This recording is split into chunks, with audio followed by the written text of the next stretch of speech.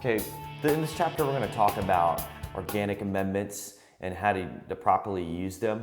Let's just say you're growing an organic garden. Now, organic garden consists of basically soil, and you amend your soil really well with these types of amendments that actually will improve the soil, the consistency of it, the amount of nutrients that are in it, and improve overall improvement of the plant's growth. So you're only feeding it water, you're not feeding it nutrients, and you want to utilize nature's way of doing it. Some of the things that you can use, for instance, this is called blood meal. Where it comes from is basically slaughterhouses, and the blood is really high in nitrogen.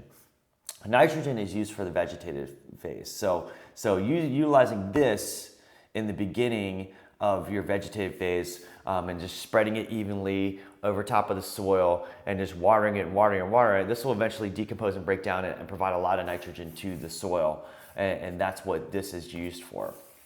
I personally like organic amendments. You get a better taste out of it as opposed to just chemical nutrients, but you don't get the same vigorous growth that you do when you're using chemical nutrients, obviously, just because it takes a while for all those enzymes and bacteria to break all that down, so that way it becomes readily available for the plant. This is called bone meal, and this is actually the opposite of this. This is really high in phosphorus. You actually, same thing, you want to spread it around, add it towards the end. Let's just say, you just finished vegetative phase and you're moving into the flowering phase. At the beginning of the flowering phase, spread a bunch of this around there on the top. You can also mix in the soil. It doesn't have to be on the top, but you can mix it in the soil too. But this way it's a little more under control instead of just taking cups of this and spreading it in there. Follow the directions on the back. It'll tell you how much to mix per amount of soil. And it also tell you what types of plants that they're used for and things like that. But if you can see here, we also have the NPK ratio, and they tell you that, they indicate that, and let you know exactly what's in it. Look at that, 15. It's really high. So blood meal, bone meal, good amendments here. Another really good amendment is kelp. Kelp comes from the sea. It's really good for plants, especially in the vegetative stage. It makes them look really green and healthy, and helps with overall photosynthesis of the plant. This is something called crazy kelp, complete natural fertilizer. It's really high in phosphorus too as well.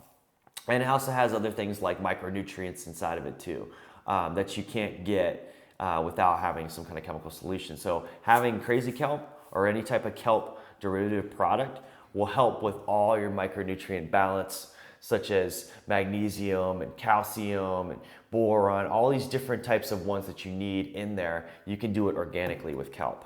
Very important. And we also have seabird guano here. There's all types of guanos out there. Obviously, bat guano is very popular. Seabird guano, this is high in nitrogen. And it also has a lot of different other types of things in it too as well. It's just basically poop, but the thing is that when poop sits there for a while, it actually turns into a really good source of fertilizer. So bat guano, seabird guano, you have other types of guano too. You also have it in a liquid form, which is really easy because this way you can actually mix it with your nutrient solution and still have those organic benefits from using it.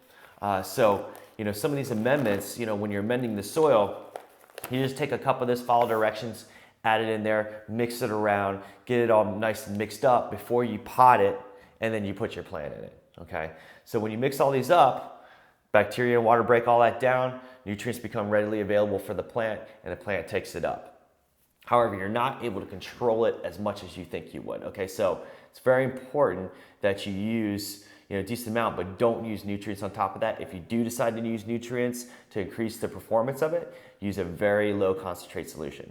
The reason for that is because you need to equate these out, to make sure that they're balanced, instead of like, okay, I'm gonna add a bunch of this stuff into the soil and I'm gonna just spike it up with nutrients. Your plants are just gonna burn or at least get stressed out. And that's going to take away from the time that they need to recover, which is going to get you to the flowering phase all the way to the end. I mean, so you got to really make sure that you equate it and you balance it out good enough to make sure that you don't run into that problem. So that wraps it up for our organic amendments class, and I hope you learned a lot, and I'll see you in another chapter.